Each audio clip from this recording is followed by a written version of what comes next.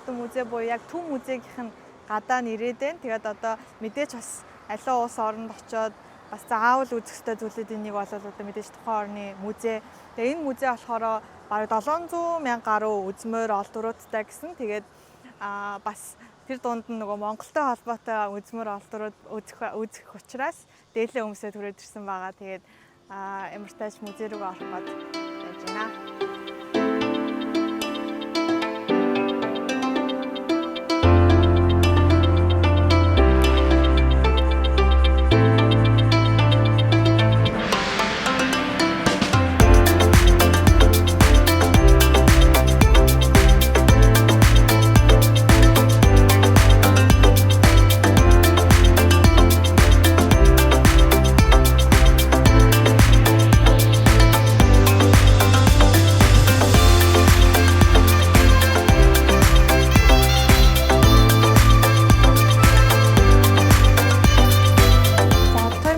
Музей дотор ороод ирлээ. За тэгээд ерөнхийдөө бол айгүй олон танхимд хуваагдсан олон үзмрүүд байх шиг байна. Тэгээд ер нь яг энийг бүрэн үзэж дуусгаад 45-аас цаг гарan болд юм байна. Яг тайлбаргүйгээр үзэхэд. Миний хувьд болохоор англи тайлбартайгаар сонсох гээд ер нь явж байна. За тэгээд шаазан эдлүүд нөгөө хаш чулуун нөгөө одоо хятадуудын хувьд ч хаш чулуун айгуу тийм үнэтэй чулуун тооцогддог. Тэгээд тэр тийм чулуун одоо үзмрүүдийг болон хүрэл зэвсгийн үеийн үзмрүүд, за дээрээс нь чин гүрэнд хариалагдах тийм олдвор үзмрүүдийг гээд ер нь тиймэрхүү зүйл үзэн. За бас дижитал музей байгаа юм билээ. Дижитал музейнаас айгуу сонирхолтой санагдаж байна. Ямар шуухан байх юм бол гээд айгуу хүлээлт өндөртэй. За тэгээд музейг үзцгээе. Одоо хамгийн ер нь музейний хамгийн алдартай одоо үзмрүүдийн нэг нь ийм ногоон хаш чулуун ийм байцаа байд юм байна. Тэгээ энэ айгүй сонирхолтой түүхтэй. Энэ болохоор яг ингээд сайн харах юм бол байцаан дээр ийм хоёр ийм шавж суудсан байгаа.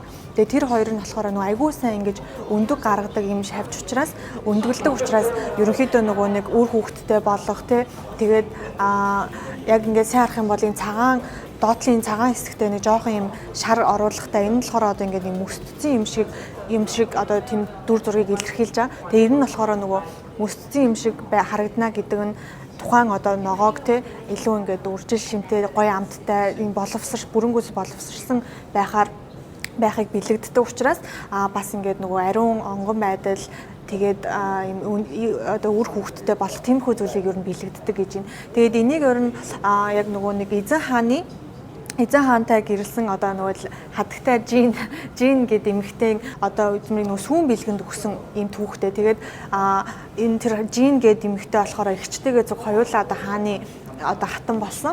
Тэгтээ яг нөгөө хүүхэд бол гаргаж чадаагүй нөгөө жоохон ийм мэралэг байсан учраас хаандаа тоогдож чадаагүй гэдэг тийм түүхтэй юм байна. Тэгээд сүүлд нөгөө нэг одоо нөгөө тэр эзэн хааны ордноос нөгөө үзмрүүдийг ингээд зөөж яхад яг тэр жин гэдэг одоо хатны юунаас одоо авдраас нь гэх юм уу энэ бэлэг олдож исэн тийм түүхтэй юм байна. Тэгээд ер нь музейд айгүй алдартай одоо нөгөө юунда дэлгүүрийн одоо нөгөө нэг юм сүвнэр бэлэг дурсгалын дэлгүүртэй хүртэл энэ байцаагаар хийсэн эмэг зөвлбөр шоколад хүртэл байдаг гэж энэ айгүй алдартай. Тэгээд түрүүн орж ирэхэд бас хүмүүс бас айгүй ингээд овоорцын зураг даруулаад байжсэн. Тэгэхээр яалтчгүй яг нөгөө гол үзмрүүдийн нэг юм байна. Тэгээд энийг бол нөгөө хаш чулууг нь болохоор одоо Мянмар улсаас авчирч исэн. Тэгээд хятадын энэ нөгөө нэг одоо урлагчид энийг бүтээгээд 300 жилийн түүхтэй ийм одоо үзмэр юм байна.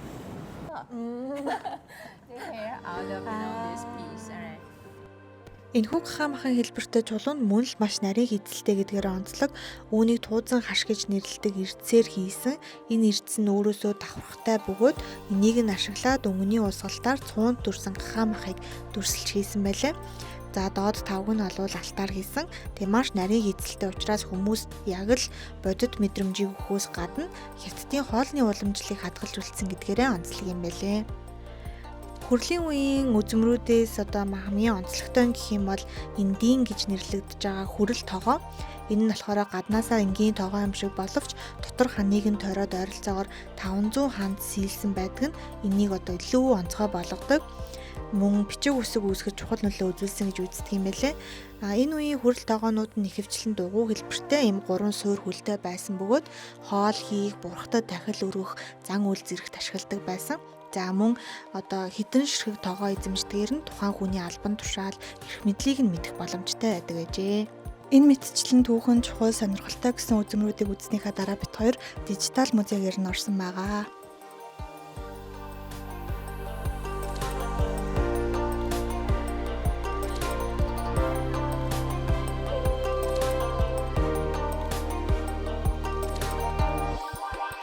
Тэг ингээ хилээ солиод энэ өстой гоё юм байна. Энэ ингээд ийм зүгээр юм уран зураг шиг юу хэрнээ. Ингээ дээр нь дарангуут нөгөө нэг одоо ингээ харилцан гоё нөгөө өөрөө ингээд өөрийн оролцоотойгоор үзэх боломжтой хийж өгсөн байна амар гоё. Тэгээд ингээ хилээ солиод өөрийнхөө хил дээр тааруулаад мэдээлэл аваад тэг ингээд яг харахад бол зүгээр л юм зураг шиг. Тэгээд үзмэр дээрээ дараал мэдээлэл авчиж болох юм байна. Ингээд энэ өстой таалагдлаа. Айгуу сонирхолтой. Ер нь энийг ингэж үзэхээр бүр өөрийн оролцоог нэмэгдүүлээд илүү сонирхолтой гоё үзэж чадхаар санагдаж байна. Энэ бол өстой гоё юм байна. Оо.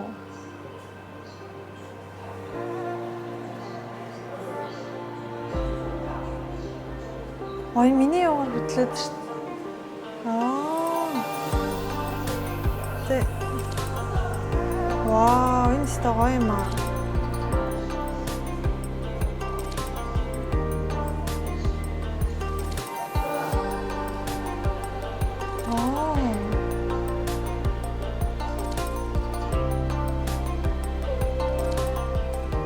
Энэ чинь ингээд гол хүрхрээ урсаад энэ өстой гоё юм байна.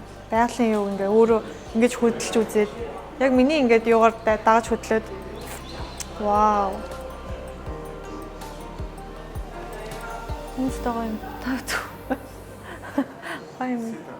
Харин тийм.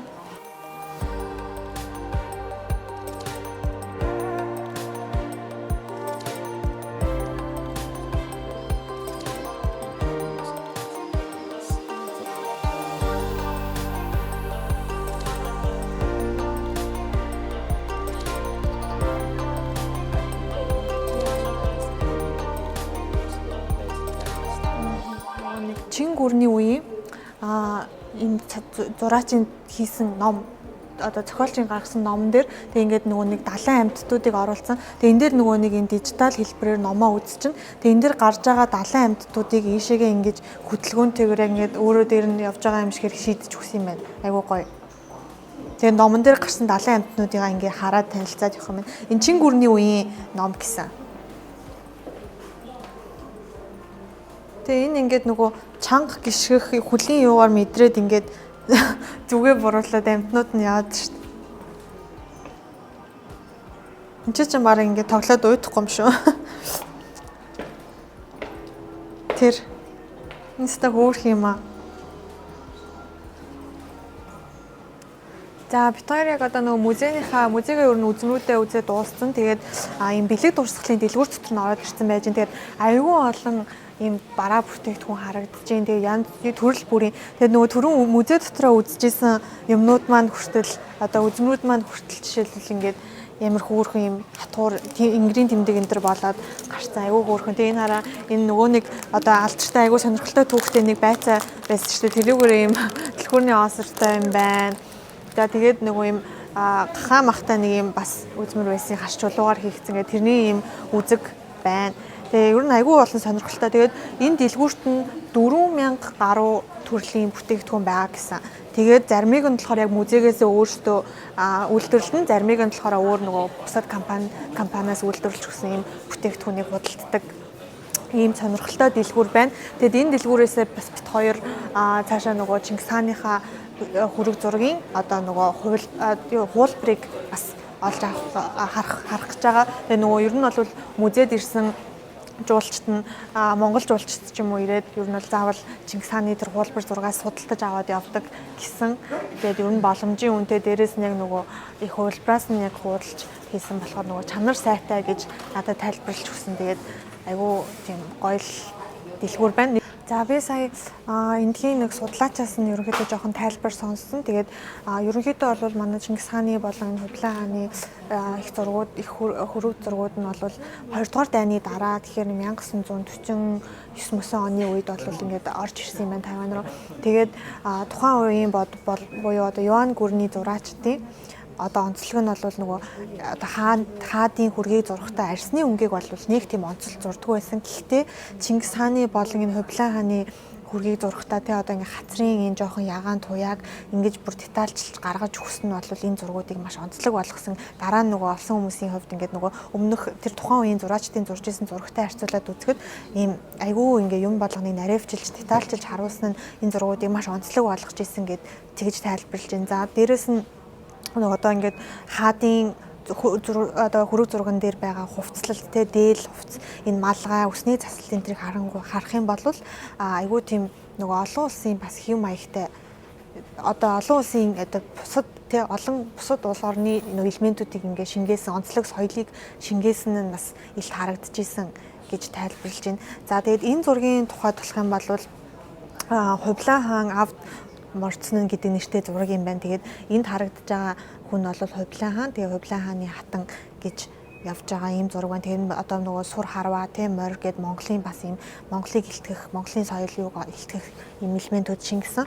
Дээрэс нь нөгөө тухайн үеийн зураачид зурган дээрээ ерөөсөө ямар нэгэн хэдэн онд зурсан, хин зурсан, ямар одоо зураач зурсан гэдэг мэдээлэл бичдэггүй. Гэхдээ энэ зургийн хувьд болохоор энэ мэдээллийг энэ чинь бичсэн.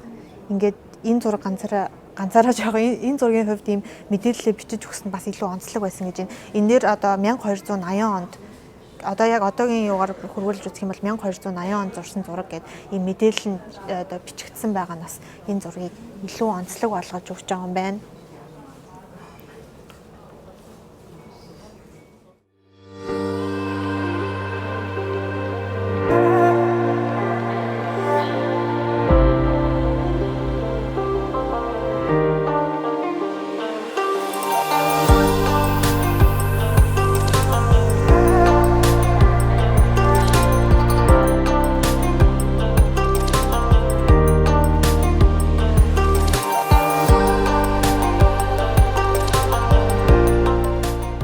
За бит хоёр сая музейгээ үзэж дуусаад тэгээ бэлэг дурсгалын дэлгүүрээр нь ороод Чингис хааныхаа нөгөө хуулбар хүргийг хараад мэдээлэл аваад танилцаад тэгээ ямар ч тач зориод ирсэн юм чин гэж бодоод бит хоёр нэг өөрсөндөө Чингис хааныхаа хөргөөс авцсан тэгээ айгүй хөрхэн ингээд нөгөө авч явах болохоор зориултын юм савнд нь хийгээд өгд юм байна.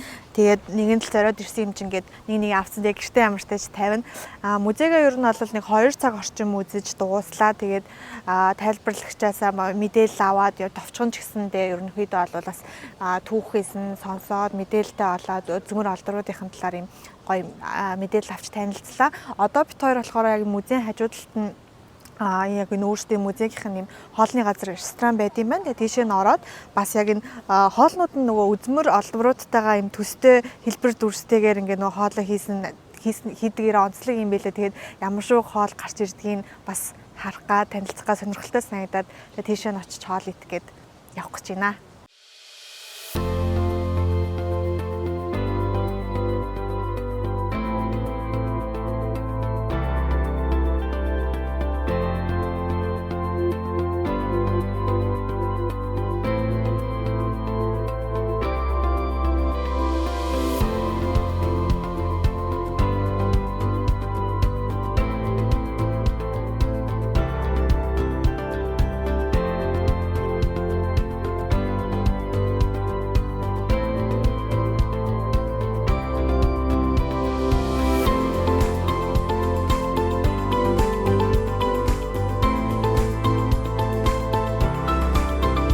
За бит хоёр одоо яг музейнийхаа хажууд байрлалтай музейн яг өөрсдийнх нь ресторан руу орж ирээд хоол идэхээ сууж гин.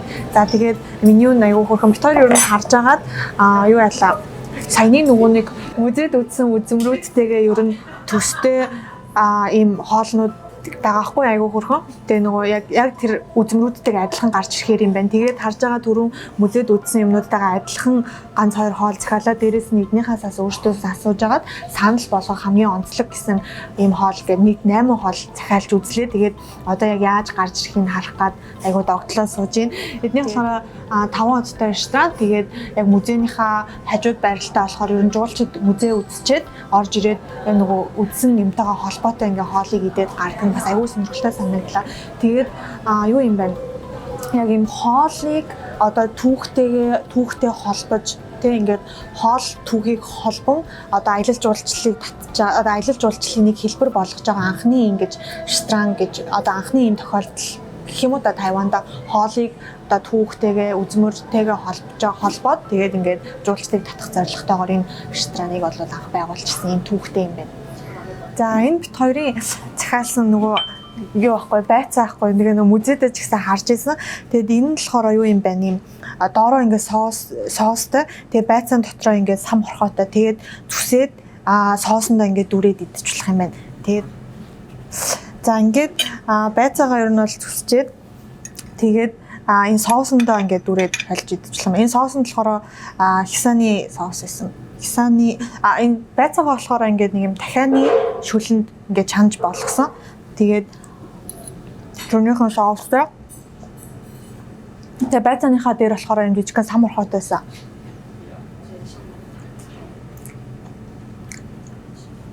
Зүгээр л байцаач. Ер нь бол яг ингээд зүгээр нэг чанаад болгоцсон бол аюу гой байцаан зөөлрсөн. Тэгээд сам орхооны амтан ч гэсэн нэг тийм хурц биш. Тэгээд соосондоо дүүрээд идэхээр ер нь бол зүгээр байна. Миний хоёр дахь хоол нь болохоор шүлэн. Тэгээ энэ шүлний юунд болохоор нэр нь амар сонирхолтой байсан.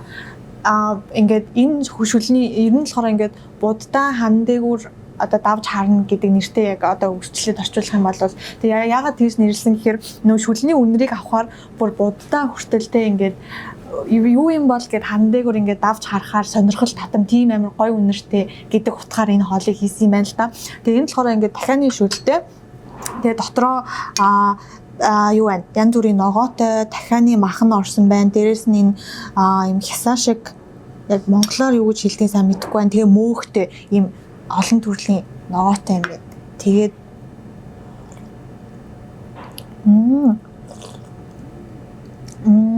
шүлэн болохоор яг тийм илүү тийм хурц бариулсан амтгүй амар гоё юм ээ. Тэг зөөлхөн. Тэг яг нөгөө дахианы шүлнийх нь амт нь бас амтагдаад тэгээ нэг тийм жоохон далайн гаралтай бүтээгдэхүүний амтаас холилдоод ер нь бол тийм идэж болмоор янз бүрийн хурц юмгүй надад бол амар гоё тохирсон гоё шүл санагдчихээн. За энэ амар гоё харагдчихээн. Энэ болохоор бас яг музейд харсан ийм хэлбэртэй харж чулан үзмэр байсан байхгүй. Тэгээд тэрийгэ тайлбарлахдаа угаасаа гахаа мах шиг харагдаж байгаа. Тэгээд ингээд нөгөө нарийн хийцэн ч гэсэн яг гахаа мах шиг гэж тайлбарлаж надад гайд маань тайлбарлаж өгч ийсэн. Тэгээд яг тэр нь одоо музейд харж исэн юу маань одоо үзмэр маань одоо яг хоолны хэлбэрээр надад дээр ирсэн. Тэгээд энийг юу ч гэсэн амсаж үзье. Энэ болохоор гахаан махыг бараг 4 цагийн турш чансан гэсэн баха. Тэгээд хажуугаар нэм навч шиг юмар ороогоод тэгээд идэх юм байна. Амсаж үзье.